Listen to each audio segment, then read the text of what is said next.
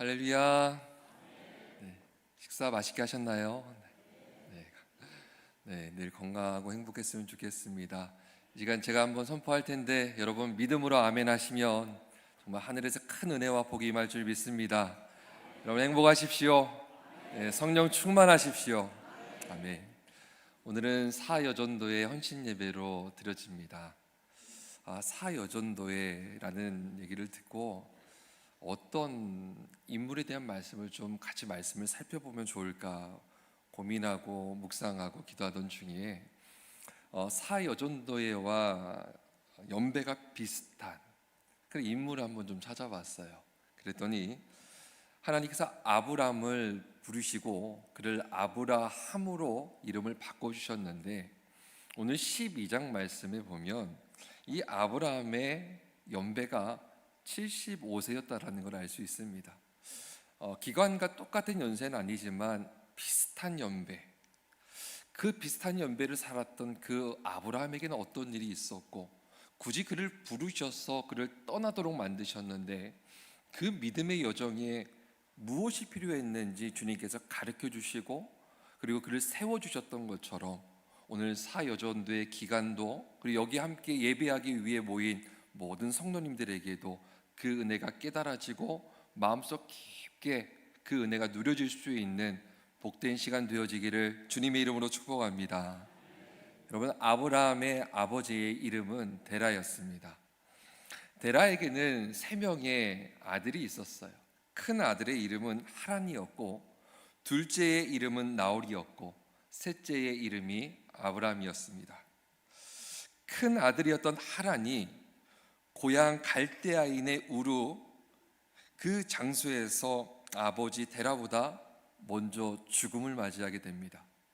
그리고 남겨진 아들이 하나가 있었어요. 유일한 아들, 그 이름이 롯이었습니다. 롯을 남긴 채 그는 죽음을 맞이하게 되었습니다. 아버지 데라는 가족들과 더불어서 가려고 했던 곳이 있었습니다. 오늘 우리가 읽지는 않았지만 이 전장인 11장 마지막 후반절의 말씀을 보면 이 데라, 아버지 이 데라가 가족들을 다 데리고 가나안 땅을 향해서 가고자 했다라는 말씀이 기록되어 있습니다. 그리고 가던 중간에 갈대아인의 우르를 떠나서 도착한 곳이 있었는데 그곳이 하란이었다라고 성경이 말하고 있어요. 원래부터 하란이었는지 혹은 가나안 땅을 향해서 출발을 해서 머물렀는데 머무른 이유가 아들을 잃은 그 아픔과 슬픔 때문에 그 장소에 머물렀는데 데라가 그 땅 이름을 하란이라고 붙였는지 우리는 알 수 없지만 이름은 잃었던 첫째 아들과 동일한 땅 하란에서 잠시 머물렀다라는 것입니다. 근데 잠시 머무르려고 했는데 목적지까지는 가지도 못한 채 그곳에서 자리를 잡고 살게 되고 250세의 나이에 이르는 데까지 이 데라는 그 땅에서 살다가 그 또한 죽음을 맞이하게 됩니다. 아버지 데라의 죽음은 나홀을 비롯해서 아브라함과 모든 가족들에게 큰 아픔이었습니다. 데라가 끝내 가려고 했던 가나안 땅에는 도착하지도 못하고 하란 땅에 자리를 잡고 살았다라는 이 사실을 미루어 볼 때에 아들 하란으로 인한 죽음, 하란의 이 죽음으로 인해 마음을 잡지 못하고 떠났던 세상을 뜬 것 같아서 유족들의 마음은 더 괴롭지 않았을까 우리는 한번 미루어 볼 수 있는 것 같습니다. 여러분, 그렇다고 해서 마냥 남겨진 유족들이 슬픔에 잠겨서 그냥 그대로 슬픔에 잠긴 채로 살아갈 수 있는 건 아니지 않겠습니까? 누군가는 아버지 데라의 역할을 감당해야 됐습니다. 아버지가 남겨놓았던 많은 재산들, 남겨진 사람들을 다 데리고 그 책임이 나홀에게 지어졌고 아브라함은 큰 형이었던 하란이 남겨놓았던 조카 롯을 책임지고 둘째 형 나홀을 따랐을 것입니다. 여러분, 아브라함에겐 이 하란이라는 땅이 어떤 땅이었을까요? 가나안 땅에 가지 못하고 머물러서 아버지가 소천하는 그날까지 머물렀던 그 오랜 세월의 그 땅은 이제는 자리를 잡고 많은 것들을 뿌려놓았기 때문에 뿌린 것들을 수확해서 얻을 수 있는, 그래서 그곳에서 정착하여 살 수 있는 안정적 생활 기반이 되는 땅이었습니다. 이제는 아브라함은 편하게 살기만 하면 되는 거예요. 한두 해가 아니라 수십 년을 살았던 그 땅. 그러나 아브라함에게는 먼저 죽음을 맞이했던 형 하란과 아버지 데라가 기억났을 거예요. 그렇기 때문에 이 하란이란 땅은 슬픈 기억으로 가득했던 장소였기 때문에 하란 땅을 떠나고 싶은 마음도 이 마음에 있었을 거예요. 정착하고 싶은 마음, 그 슬픔을 피하고 싶어서 떠나고 싶은 마음의 갈등이 그 심정에는 요동했을 것입니다.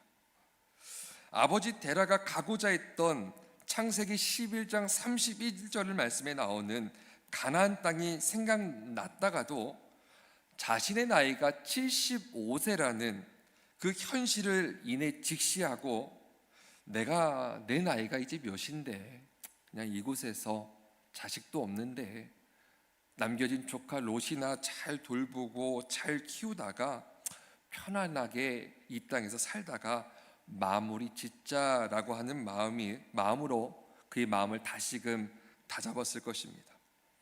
그런데 어느 날 하나님께서 이 아브라함을 부르시는 거예요. 그것이 오늘 창세기 12장 1절부터 3절까지 말씀에 기록되어 있습니다. 주님이 아브라함을 부르실 뿐만 아니라 아브라함에게 말씀하셨어요. 이렇게 얘기하셨어요. 아브라함, 너가 지금 살고 있는 그 땅 있지, 그곳 내 아버지 집을 떠나서 앞으로 내가 너에게 보여줄 땅들이 있을 거야. 그곳을 향해서 가라고 얘기했습니다. 어떤 땅이라고요? 성경은 보여줄 땅이라고 이야기하고 있습니다. 여러분, 이 보여줄 땅이 어떤 땅이었을까요? 5절 말씀에 보니 주님께서 보여주신 땅은 가나안 땅이라고 성경이 기록하고 있어요. 근데 여기 1절에 나와 있는 이 보여줄이라는 이 단어요, 이 동사의 단어가 어떤 동사로 쓰여지냐면 현재 완료로 쓰여진 동사입니다. 여러분, 현재 완료가 어떤 거죠? 현재로부터, 내가 지금 있는 이 현재로부터 그것이 이루어져서 완성되어지는 데까지의 그 모든 기간을 다 포함하고 있는 거예요. 주님이 아브라함에게 지금 말씀하신 그 순간부터 그 가나안 땅에 도착해서 보는 그 순간까지의 모든 시간을 다 내포하고 있는 거예요. 그 모든 여정 속에 아브라함에게 하나님께서 보여주셨다라는 거예요. 보여주셨다는 거예요. 계속해서 그의 전 여정에 생생하게 보여주시는 땅이 있었습니다. 여러분, 어떻게 아브라함은요, 하나님께서 말씀하시고 보여주셨던 이 땅에 대한 것을 단번에 1절부터 3절까지 이 말씀을 단번에 알아듣고 그 말씀을 지속적으로 순종해 갈 수 있을까요? 저는 아브라함의 이 믿음의 여정을 통해서 아브라함에게 깨우쳐 주셨던 것, 그리고 오늘날을 살아가고 있는 우리들에게 깨우쳐 주시는 것을 크게는 좀 세 가지로 좀 오늘 살펴보고자 합니다. 아브라함은요, 단번에 알아듣고 지속적으로 순종할 수 있었는데, 여러분, 아브라함에겐 의심이 없었을까요? 때로는 아브라함이 의심도 있었고 다른 길을 걸어가기도 했습니다. 12장 후반절 13, 14, 15, 16장 말씀에 너무 잘 기록되어져 있어요.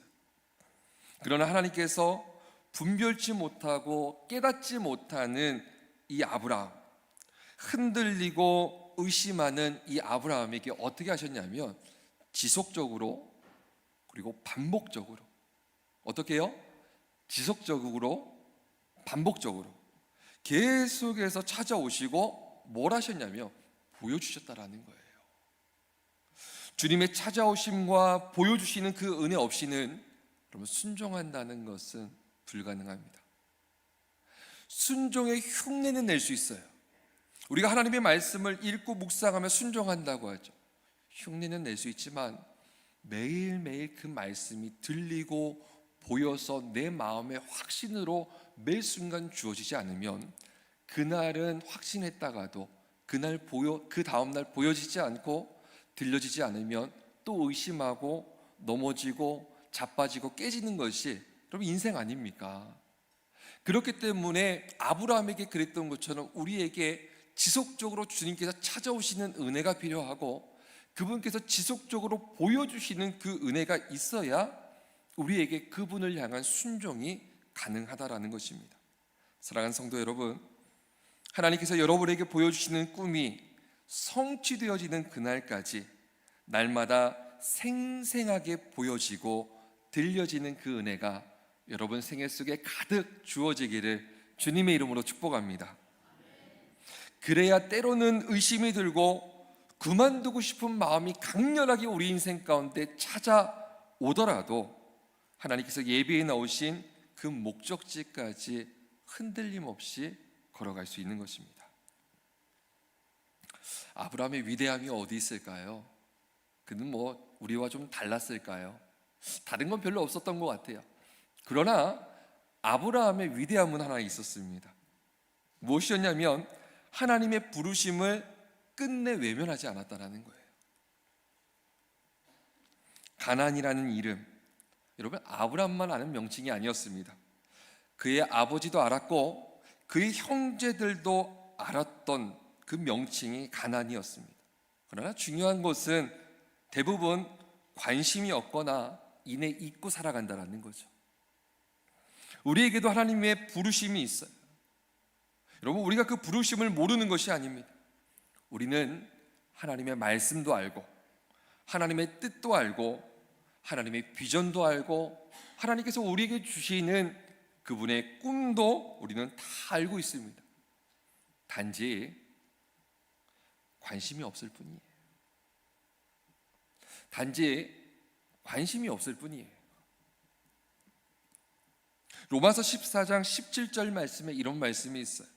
하나님의 나라는 먹는 것과 마시는 것이 아니요 라고 기록하고 있어요.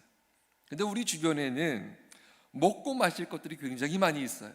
그리고 즐길 거리들이 넘쳐나고 있습니다.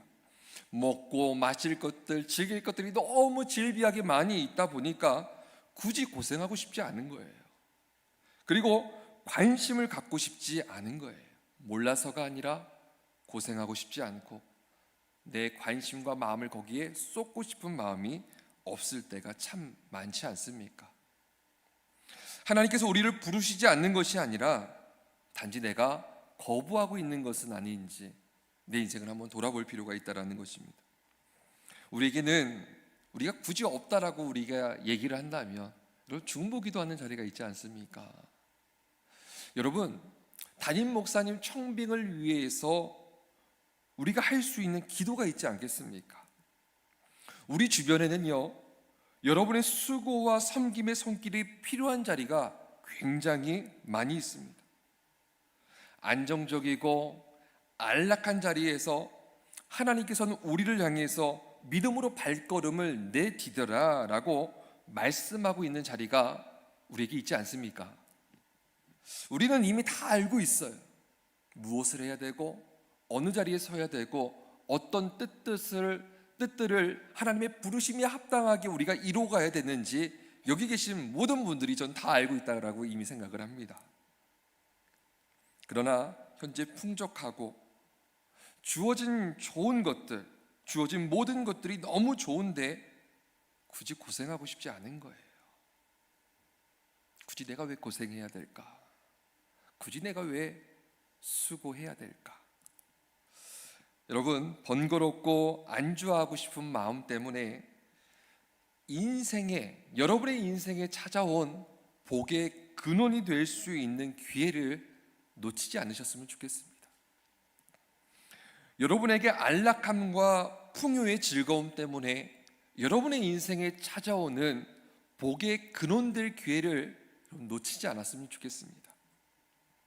우리 주님은 풍요의 즐거움을 버리고 우리를 부르신 것이 아니라 풍요의 근원 되시는 주님을 우리에게 주시기 위해서 우리를 부르셨다는 사실을 잊지 않으셨으면 좋겠습니다. 사랑하는 가족으로 인해서 복의 근원될 그 기회를 놓치지 마십시오. 여러분, 가족은요, 우리가 사랑하는 그 가족은 나와 함께 복의 근원으로 이끌어야지 우리가 이끌림 받으면 안 되는 공동체라는 것입니다.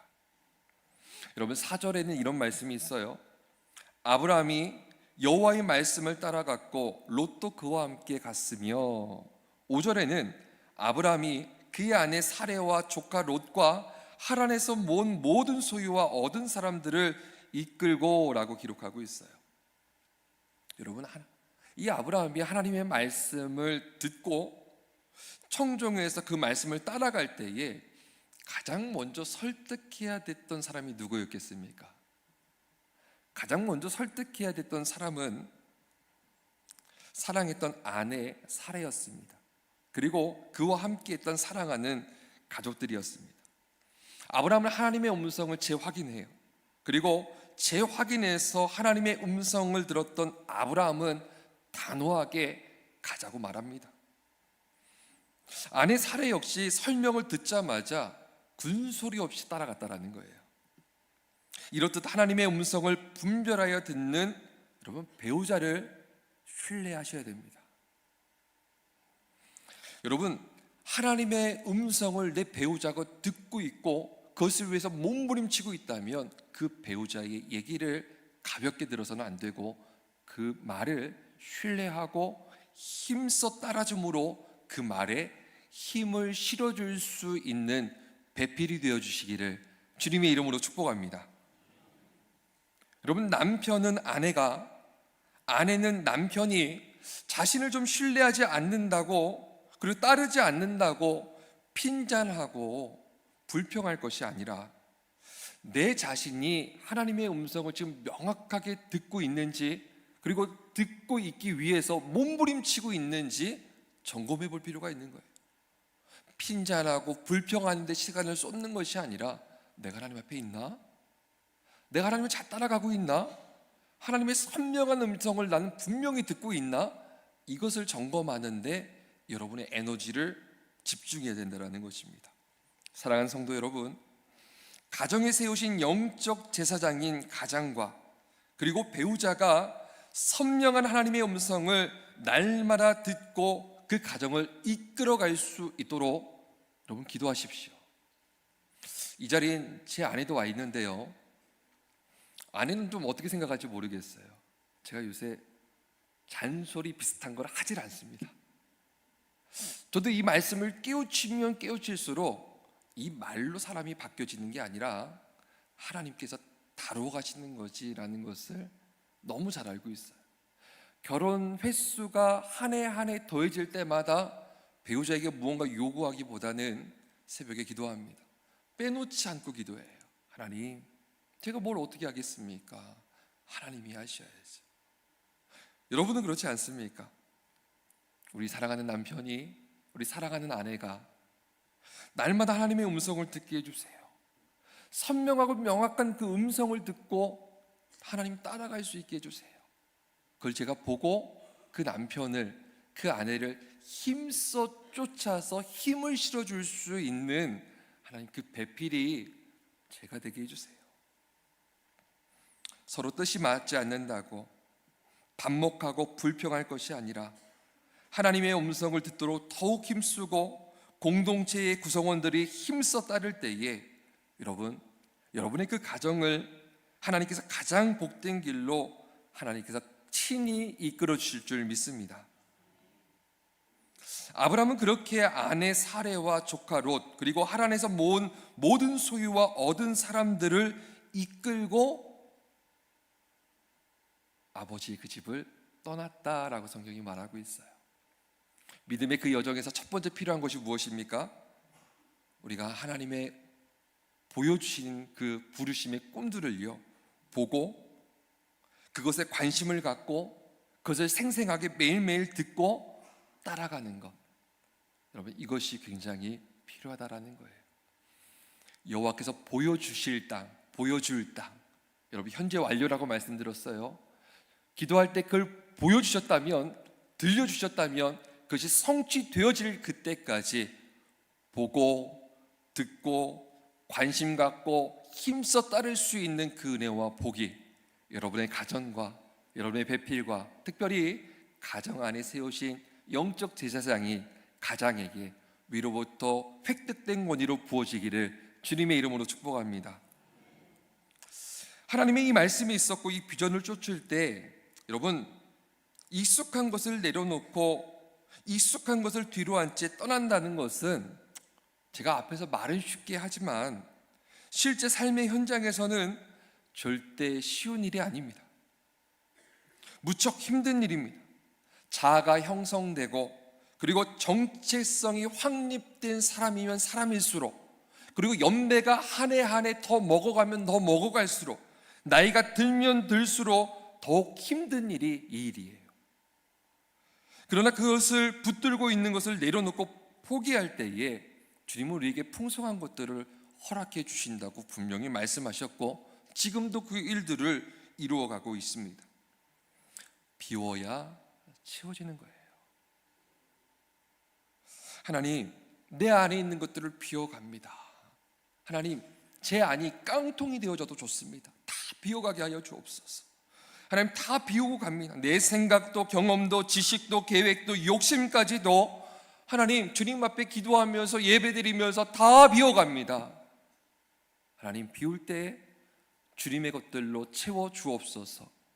이것이 저와 여러분의 간절한 소원이자 기도 제목이 되어지기를 주님의 이름으로 축복합니다. 페르시아가 전부였던 사람들이 있었어요. 여러분 잘 알고 있는 느헤미야, 에스라, 스룹바벨, 예수아, 여러분 이런 사람들은요 75년 이상을 이방 땅 페르시아에서 살았습니다. 그들은 그들의 모든 것을 페르시아에 다 버려두고 가나안 땅으로 갔습니다. 빌립보서 3장 5절부터 8절 말씀에 바울은 이렇게 얘기해요. 그 누구나 유익하게 여겨서 소유하고 싶었던 모든 것들을 어떻게 해요? 다 배설물로 여기고 포기했다고 성경이 말하고 있어요. 누가복음 5장에 베드로는 익숙한 그물을 비롯해서 모든 것을 다 버려두고 예수를 따랐다라고 성경이 말하고 있습니다. 누가복음 19장에 나오는 삭개오는 익숙했던 물질에 대한 야심을 버리고 여러분 구원의 길을 쫓았다고 성경이 말하고 있습니다. 이제는 우리가 버려야 될 차례라는 거예요. 성경의 인물들만 버리는 것이 아니라 나 또한 주님께서 주의 음성이 있다면 내려놓고 버리고 포기해야 된다는 것입니다. 익숙한 것을 버리고 비우고 주님께서 부어주시는 것들로 가득해서 채워가야 된다는 것입니다. 하나님의 뜻이 있는 것을 향해서 믿음의 발걸음을 이 아브라함처럼 내디딜 수 있는 은혜가 우리 모두에게 주어지기를 여러분과 저를 위해서 저 역시 함께 기도하겠습니다. 여러분, 아브라함은 출발했어요. 근데 어디로 가야 될지 난감했습니다. 그 당시에 지도가 있었던 것도 아니고 한번 가봤던 땅과 지역도 아니었습니다. 그렇다고 해서 지금처럼 나침판이 있었나? 그것도 아닙니다. 동서남북을 분간할 수도 없었던 그런 시대를 살았다는 것입니다. 여러분, 그렇다면 주님께서 구구절절하게 하나부터 10까지까지 다 얘기해 주시면 좋은데 구구절절 모든 것을 다 말씀해 주신 것도 아니었습니다. 히브리서 11장 8절 말씀에 보니 갈 바를 알지 못하고 나아갔으며 라고 기록하고 있듯이 아브라함은 정말 갈 바를 알지 못하고 가고 있었던 여정이었던 거예요. 위험이 도사리고 있었습니다. 가는 방법도 잘 몰랐습니다. 그냥 약속 믿고 무작정 가는 것입니다. 어떻게 해요? 주님을 의지해서 말씀을 순종함으로 하나님께서 이끌어 주실 것을 믿고 그냥 가는 거예요. 여러분, 그 믿음의 여정을 가다 보면 어떤 일들이 있을까요? 나는 잘 가도요 내 주변을 돌아보면 짜증 부리는 사람도 있고 넘어지는 사람도 있고 쓰러지는 사람도 있고 자빠져서 깨지는 사람들도 주변에는 속출합니다.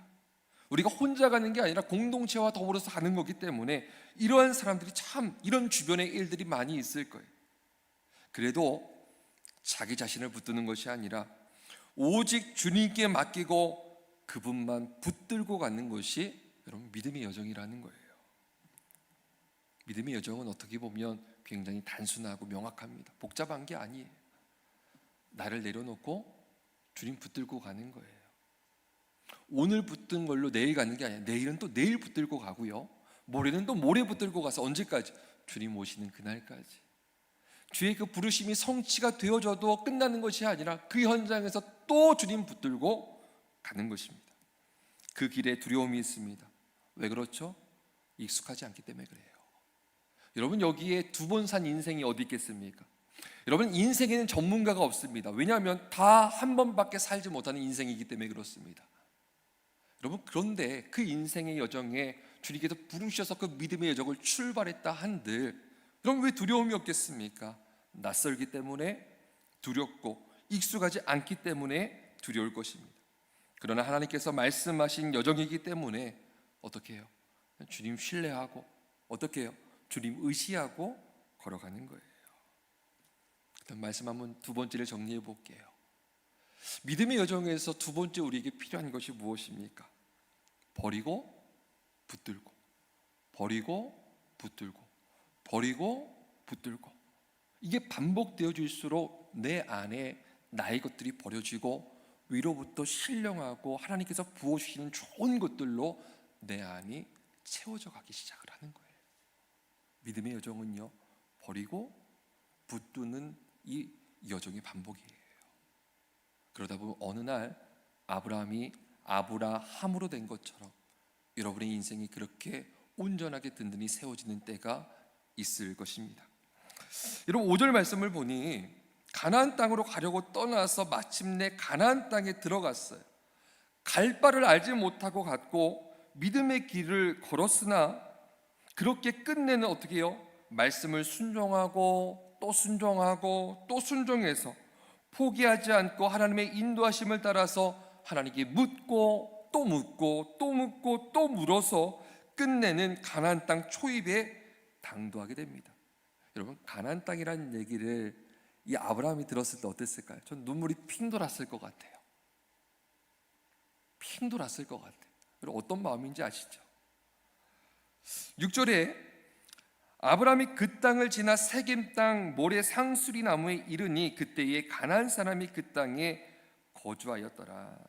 우선 도착했는데 아브라함이 신나지 않았을까요? 눈물도 핑 돌았지만 신나서 가족들에게 알리면서 빈 땅으로 보이는 곳에 장막을 치고 짐승들도 풀었을 거예요. 그리고 그 주변을 둘러보고 너무 가슴 벅찬 마음으로 그 자리에 서 있었겠지. 근데 그때 세겜 땅에서 살고 있었던 그 땅의 후손들이 찾아옵니다. 그들은 이렇게 얘기해요. 이미 자신들이 이 땅에서 오랜 시간 살아오고 있다라고 아브라함에게 말하고 있어요. 가나안 땅이 빈 땅인 줄 알고 왔는데, 하나님께서 가라고 명하셔서 왔는데, 내가 먼 이곳까지 왔는데, 아브라함은 혼자 깊은 고민에 잠겼을 것 같아요. 그때 하나님께서 7절 말씀을 보면 아브라함에게 재차 나타나시고 재차 말씀하세요. 여호와께서 아브라함에게 나타나 이르시되, 저는요 주님의 음성에 익숙한 이 아브라함이 참 부럽습니다. 여러분은 어떻습니까? 저는 아브라함이 하나님의 음성에 늘 익숙한 사람이라는 게 참 부러워요. 계속해서 듣고 확인하잖아요. 하나님에서 들었던 그 음성이 또다시 선명하고 명확하게 아브라함에게 들려집니다. 참 부럽습니다. 그 여정 가운데 늘 하나님의 음성을 듣고 사는 게, 저는, 여러분은 모르겠어요, 저는 개인적으로 목회자가 아니어도 저는 참 부럽습니다.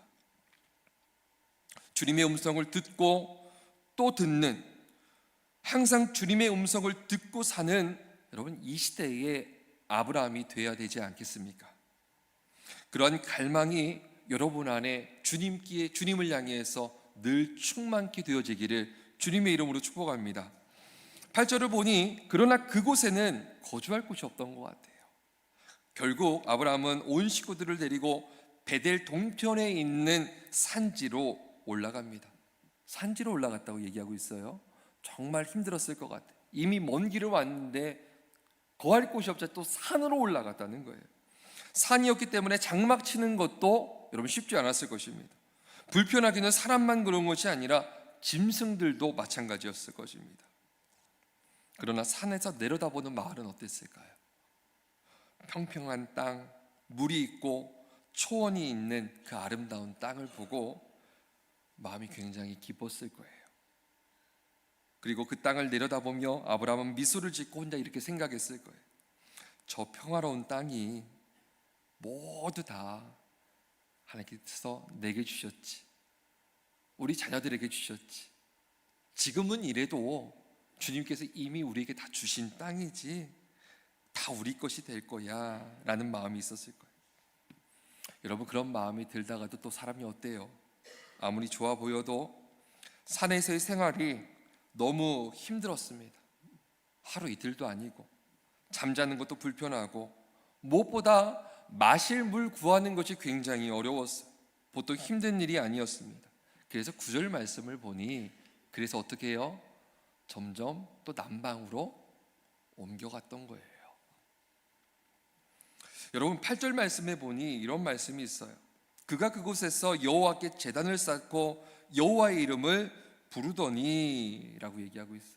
저는 이렇게 부르지 않았을까 싶어요. 하나님, 나의 찢어지는 심정 하나님 좀 아십니까?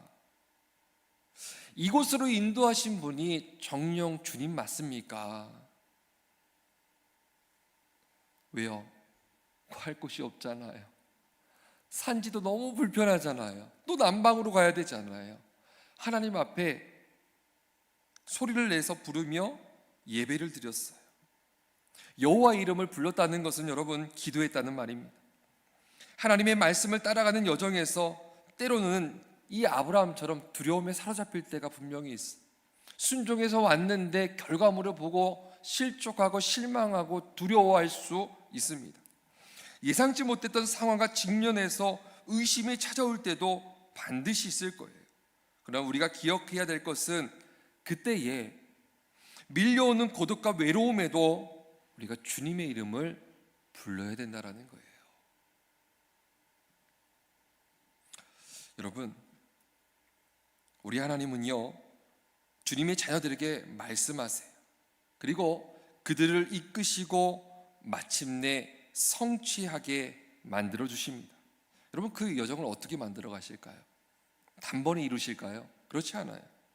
오늘 아브라함의 여정을 봐도요, 단번에 이루시지 않습니다. 우리 안에 어떤 문제가 있을까요?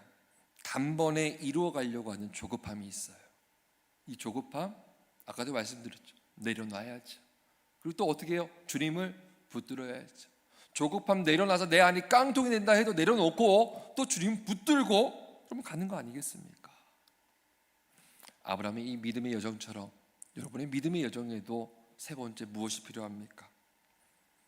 아브라함처럼 선명한 하나님의 음성을 매일 듣고 그리고 주님을 그 현장 속에서 계속해서 부르면서 가는, 주님을 찾으면서 가는 이 삶의 체질화가 우리에게 필요하다라는 거예요. 첫 번째 뭘 말씀드렸죠? 계속해서 보여주신다고요? 그걸 계속 봐야 된다. 거기에 관심을 가져야 된다. 그걸 듣고 따라가야 된다. 이거 첫 번째였어요. 두 번째는 뭐였어요? 버리고 붙들고, 버리고 붙들고, 버리고 붙들고. 세 번째요, 하나님의 그 선명한 음성을 오늘만 듣는 게 아니라 우리가 부러워하는 그 아브라함처럼 듣고 또 듣고, 들을 뿐만 아니라 주님 앞에 그 현장 속에서 고백하고 부르짖고, 이것의 반복의 체질화가 그 믿음의 여정에 필요하다라는 거예요.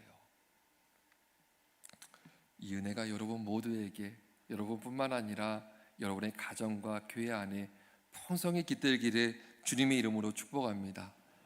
말씀을 좀 정리하려고 합니다. 여러분, 오늘 아브라함의 이야기를 듣고 어떤 마음이 좀 드셨는지 잘 모르겠어요. 그러나 저는 제 자신을 참 많이 돌아볼 수 있는 시간이었습니다. 그 다시금 마음을 다잡는 시간이었어요. 또 결단하고 믿음으로 내딛는 결단의 시간이 또 있었습니다. 사랑하는 성도 여러분, 우리는 지금 가보지 않은 그 길을 가고 있습니다. 그 길을 믿음과 기대로 나아가는 믿음의 사람들이 우리들일 거예요. 그리고 우리 사랑하는 가족들일 거예요. 우리 삶 깊은 곳에 오직 하나님의 부르심이 있는 그 꿈이, 오직 그 꿈만이 여러분 담겨지기를 소망합니다.